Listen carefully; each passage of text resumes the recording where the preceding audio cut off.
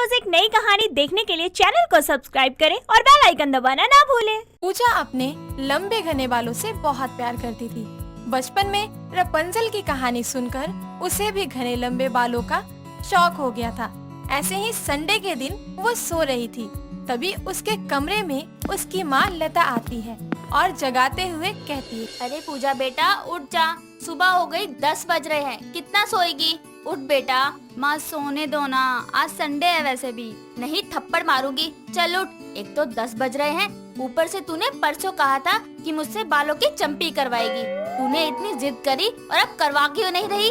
हाँ बाबा करवा रही हूँ। पूजा इतना सुनकर उठकर बैठ जाती है। कुछ देर बाद लता अपनी बेटी के बालों में तेल डालकर चंपी कर रही थी। तभी लता जोर जोर से चंपी करती है, जिससे पूजा के बाल खींचते हैं और वो कहती है, माँ बहुत दर्द हो रहा है, थोड़ा आराम से करो ना।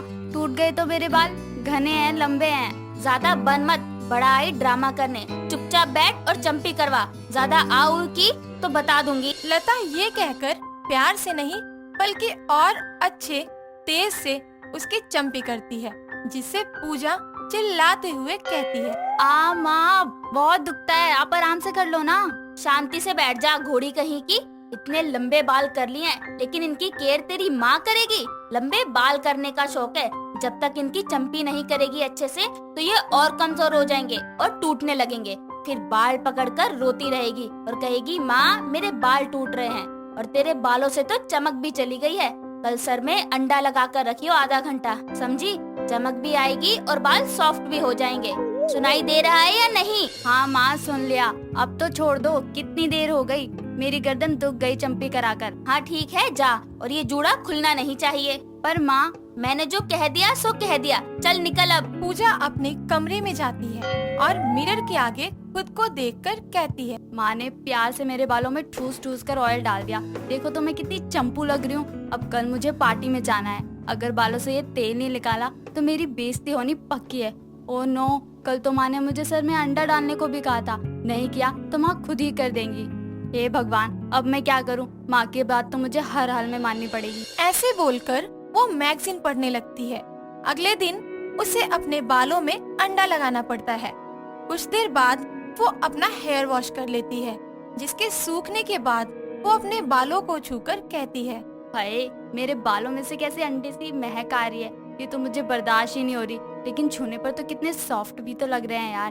पार्टी में जाने के लिए 2 घंटे हैं, जब तक क्या करूं? माँ से पूछूंगी तो वो खुशबू के लिए चमेली का तेल लगा देंगी। मुझे खुद ही कुछ करना पड़ेगा। ये बोलकर पूजा रेडी होकर कॉस्मेटिक के शॉप पर जाती है और वहाँ जाकर बोलती है, भैया कोई हेयर स्प्रे होगा जिससे बालों में खुशबू आ सके? जी हाँ, ये होगा, इसे ट्राई कीजिए। मैम ये स्प्रे आपके बालों को सेट रखेगा। इसकी फ्रेग्रेंस भी बहुत अच्छी होती है।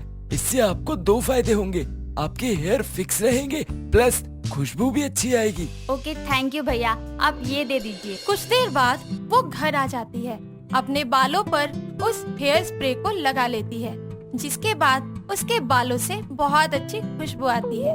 पार्टी में जाने के लिए वो रेडी होती है और खुद को मिरर में देखकर कहती है, वाह पूजा वाह, तूने तो माँ की बात भी रख ली और पार्टी के लिए भी रेडी हो गई।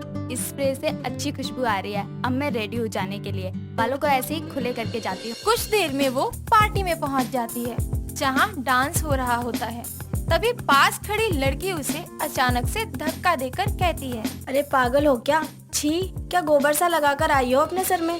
इतनी गंदी सी महक आ रही है, दूर हटो। ये क्या बदतमीजी है? ऐसे कोई धक्का देता है क्या किसी को? तुम में अकल है या नहीं? अपने मुँह से बोल भी तो सकती थी। बोलती तो तब जब मुझसे बर्दाश्त होता। तुम्हारे इतने लंबे घने बाल हैं, केयर नहीं कर सकती इनकी। गटर जैसी बदबू आ रही है। सच में बालों से बहुत स्मेल आ रही है। अंडे की बदबू तो स्प्रे की खुशबू को खा ही गई, या फिर दोनों की खुशबू मिक्स होकर और बदबू कर दी मेरे सर में। मुझे भी नहीं अच्छी लग रही अपने बालों की ये स्मेल। पूजा उस लड़की को चिढ़ाकर चली जाती है और एक कॉरिडोर में खड़े होकर अपने आप से बातें करने लगती है। तभी उसके ऊपर का झूमर हिल रहा होता है।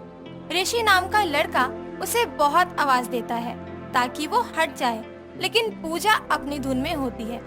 कुछ सुनते ही नहीं झूमर गिरता है कि ऋषि अपनी ओर पूजा को खींचकर बचा लेता है, जिसके बाद पूजा ऋषि के गले लगी होती है। वो जैसे ही उससे दूर होती है तो उसके लंबे घने बाल ऋषि के शर्ट की बटन में अटक जाते हैं, जिससे उसे दर्द होता है और वो बोलती है, मेरे बाल, ये कौन सा तरीका हुआ फ्लर्ट करने का भला? ओ मैडम, ये बातें बाद में करना, पहले अपने बाल हटाओ। मेरे शर्ट के बटन टूट गए ना तो देखना। तुम्हें अपने बटन की पड़ी है या मेरे बालों में दर्द हो रहा है? हाँ तो निकलो, मुझसे बातें क्या कर रही हो? नहीं हो रहा तो तोड़ लो अपने बालों को, बट मुझे फ्री करो। मेरा दिमाग खराब है क्या, जो तुम्हारे सड़े से बटन के लिए मैं अपने कीमती बालों को तोड़ दूं? अब बातें करना बंद करोगी? निकालो जल्दी से। कर तो रही हूँ। 5 मिनट कोशिश करने के बाद ऋषि के बटन से उसके बाल निकल ही जाते हैं। तब ऋषि कहता है, थैंक गॉड तुम्हारे बाल निकल गए मेरी शर्ट से। ओह, किसी खाई से बाहर नहीं आए हो जो थैंक गॉड कह रहे हो। मेरे बाल ही तो थे। एंड बाय द वे, तुमने मुझे ऐसे खींचा क्यों? आसपास कोई और लड़की नहीं मिली तुम्हें चिपकने के लिए? मुझे ना ऐसे चिपकने का और ना ऐसे फ्लर्ट करने का शौक है। अगर करना ही होता तो बाहर करूँगा, तुमसे क्यों करूँ? और हाँ, मैं तुम्हें ही बचा रहा था, वरना अभी झूमर के नीचे दबी होती तुम। कहाँ गिरा, जरा बताना। अपने पीछे देखो। ओह, सच में गिरा है तो तुम कह नहीं सकते थे, मैं हट जाती ना। मैंने तुम्हें बहुत चिल्ला चिल्ला कर बोला, पर तुमने सुना ही नहीं। बाद में मुझे ही हटाना पड़ा, इसमें मेरी क्या गलती? बताओ अब। ओह सो सॉरी, मेरा थोड़ा मूड खराब था ना, इसलिए सुन नहीं पाई। It's okay. ये बोलकर ऋषि चाहता है कि उसकी वॉच में पूजा के लंबे बाल अटक जाते हैं। तभी फिर से वो बोलती है, आउच, लगता है मेरे बाल आपके पास ही रहेंगे या आपको जाने नहीं देंगे। तुम्हारे बाल आज मुझे अकेला नहीं छोड़ेंगे। ऐसा करते हैं, साइड में कैफे है, वहाँ जाकर बैठते हैं। वहाँ तुम अच्छे से अपने बाल निकाल लेना, नहीं निकले तो फिर काट देना। नो वे, मैं अपने बाल कभी नहीं कटवाती। मैं निकालने की कोशिश कर रही हूँ ना। Okay okay. वहीं से दोनों पास पास होकर चलते हैं और कैफे में बैठकर पूजा अपने बाल उसकी वॉच से निकाल ही लेती है। वहाँ दोनों बातें करने लगते हैं। दोनों काफी मजाक करते हैं। देखते ही देखते दोनों अच्छे दोस्त की तरह मिलना जुलना शुरू कर देते हैं। दोनों को एक दूसरे से प्यार हो जाता है और अपने परिवार वालों की सहमति से शादी कर लेते हैं। शादी की रात दोनों कमरे में होते हैं। ऋषि प्यार से उसका घूंघट हटाने के बाद एक एक करके उसकी ज्वेलरी भी उतार देता है। उसी के साथ वो उसके जूड़ा पिन भी निकाल देता है, जिसके बाद उसके सारे बाल खुल जाते हैं। अपने बालों को खुला देखकर वो ऋषि के पेट में एक गोनी मारती है और कहती है, हे भगवान, ऋषि ये तुमने क्या किया? मैंने तुमसे कहा था कि मेरा जुड़ा पिन निकालो, क्यों निकाले तुमने?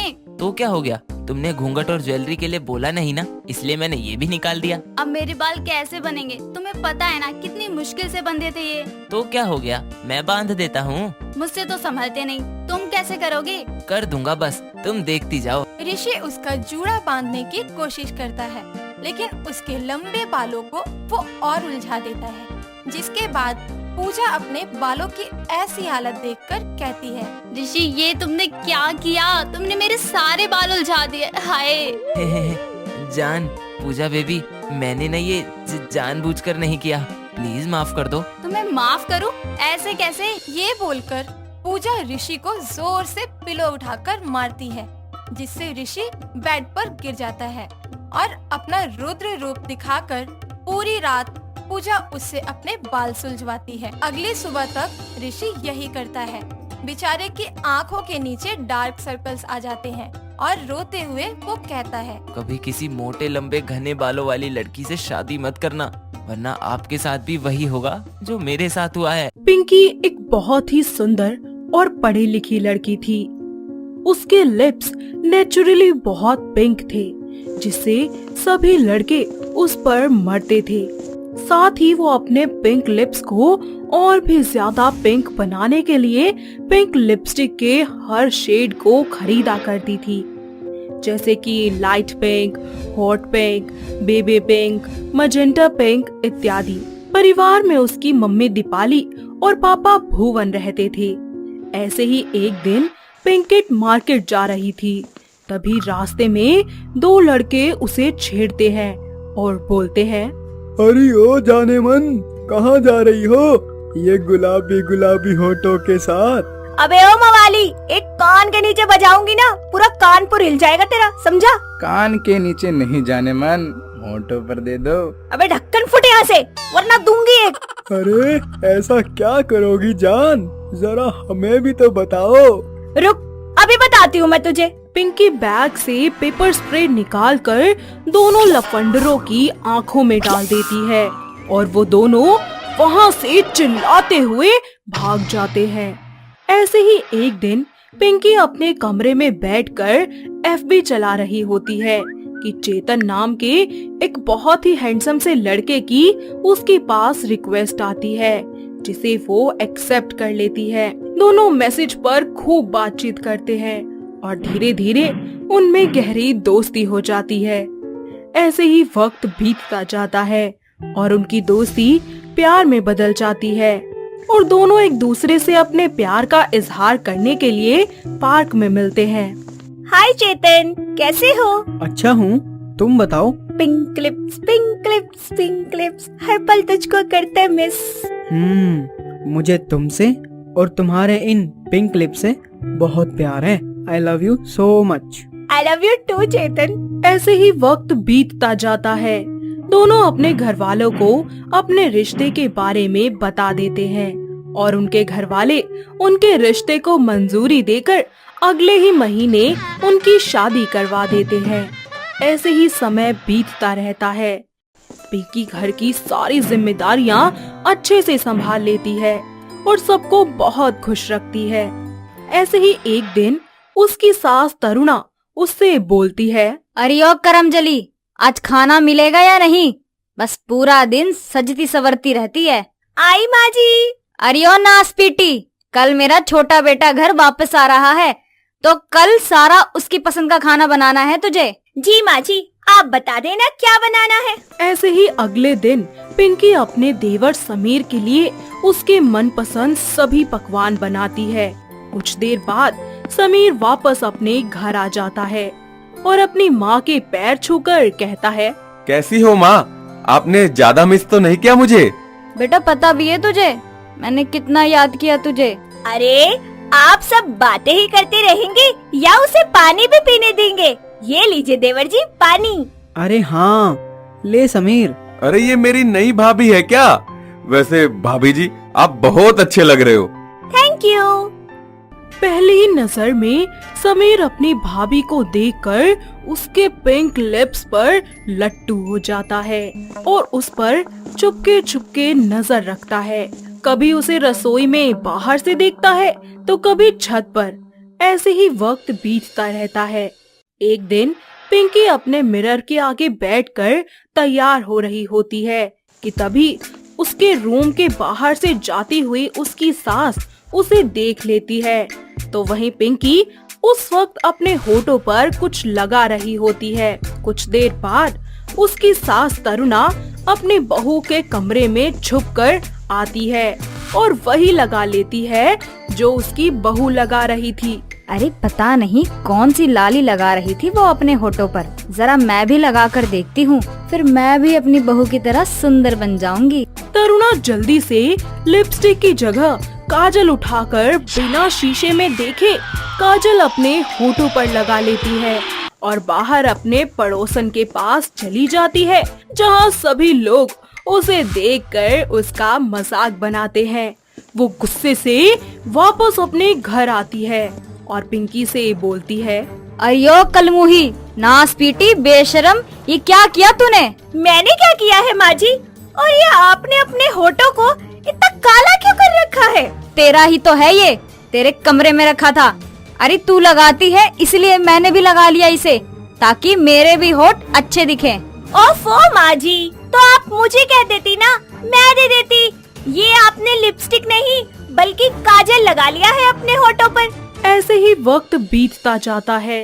एक दिन दोपहर के वक्त पिंकी अपने कमरे में सो रही थी कि तभी उसके कमरे में समीर धीरे से आ जाता है और उसे निहारने लगता है और फिर उसके पिंक लिप्स देखकर उसके लिप्स पर किस कर ही रहा होता है कि तभी वो उठ जाती है और जोर से समीर को धक्का मारती है और बोलती है, तुम्हारी हिम्मत कैसे हुई मेरे पास आने की? क्या करूं, इतने गुलाबी होठों को देखकर मुझसे रहा नहीं गया। होश में तो हो ना तुम, तुम्हें पता भी है तुम क्या बोल रहे हो? मैं तुम्हारी भाभी हूँ। वो क्या है ना भाभी, आपको देखकर भाभी वाली फीलिंग ही नहीं आती। वैसे आप भाभी कम मुझे मेरी गर्लफ्रेंड ज्यादा लगती हो। तुम्हारी इतनी हिम्मत, तुमने मुझे ऐसा बोला? इतना कहकर पिंकी वहाँ से अपनी सास के पास चली जाती है और उसे समीर के बारे में सब बता देती है।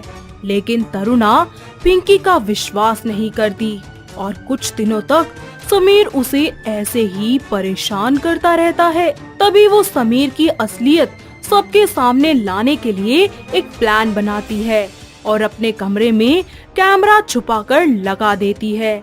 कुछ देर बाद समीर उसके कमरे में आता है और उसे पीछे से आकर हक कर लेता है। तुम फिर आ गए? मैंने कहा था ना कि मेरे पास मत आना, वरना माँ जी को जाकर सब कुछ बता दूंगी। तो ठीक है, जाओ और बता दो सब कुछ, लेकिन माँ तुम पर कभी विश्वास नहीं करेगी। उसकी फिक्र ना तुम मत करो, तुम बस अपने बारे में सोचो। तभी पिंकी अपने तकिए के नीचे से चाकू निकालती है और बोलती है, जाते हो या नहीं मेरे कमरे से, वरना क्या? हाँ? वरना क्या? इतने में चाकू देखकर समीर वहाँ से चला जाता है और पिंकी वो वीडियो अपने पति और अपनी सास को जाकर दिखा देती है, जिसके बाद तरुणा को अपनी बहू पर विश्वास होता है और वो अपने बेटे समीर को बुलाकर बोलती है, अरे बेशरम, तुझे शर्म नहीं आई ऐसी नीच हरकत करते हुए? पर माँ, आखिर मैंने किया क्या है? अरे नालायक, तुझे बिल्कुल भी शर्म नहीं आई? अरे इतना सब कुछ करने के बाद बहू के साथ और पूछता है कि मैंने क्या किया? अरे तुझे क्या लगता है कि मुझे कुछ पता नहीं चलेगा? तेरी ये मजाल, तूने मेरी पिंकी के साथ ये सब किया? माँ, मुझसे गलती हो गई, मुझे माफ कर दीजिए। अरे माफी मांगनी ही है तो बहू से मांग। भाभी, मुझे माफ कर दीजिए, मैं थोड़े टाइम के लिए बहक गया था, अब से पक्का प्रॉमिस कभी ऐसा नहीं करूँगा। प्लीज भाभी, मुझे माफ कर दीजिए। नहीं, तू अब यहाँ नहीं रहेगा। बाकी तरह अगर मन करे कभी तो तू यहाँ आ सकता है माँ से मिलने। मैं तुम्हें माफ तो कर दूंगी समीर, लेकिन तुमने मेरे साथ जो भी किया मैं उसे कभी नहीं भूल सकती। इसीलिए बेहतर यही होगा कि तुम ये घर छोड़कर हमेशा के लिए चले जाओ। बहू, मुझे भी माफ कर दे, मैंने तुझ पे भरोसा नहीं किया। कोई बात नहीं माँ जी, अंत भला तो सब भला। इस तरह समीर वहाँ से हमेशा के लिए चला जाता है तो वहीं तरुणा अपनी बहू को गले लगा लेती है, जिसके बाद पिंकी अपनी सास को अपनी ही तरह शेड्स लगाकर उसके लिप्स को पिंक कर देती है और दोनों सास बहू हंसने लगती हैं। तो दोस्तों, कैसी लगी आपको हमारी ये पिंक लिप्स वाली बहू? क्या आपके घर के आसपास भी है कोई ऐसी बहू जिसके नेचुरली इतने ज्यादा पिंक लिप्स हो? अगर हाँ, तो उसे ये वीडियो दिखाइए और हमें कमेंट करके बताइए। दोस्तों, अगर आपको ये कहानी पसंद आई तो इसे लाइक करें, शेयर करें और कमेंट करके बताएं कि कहानी में आपको सबसे अच्छा क्या लगा।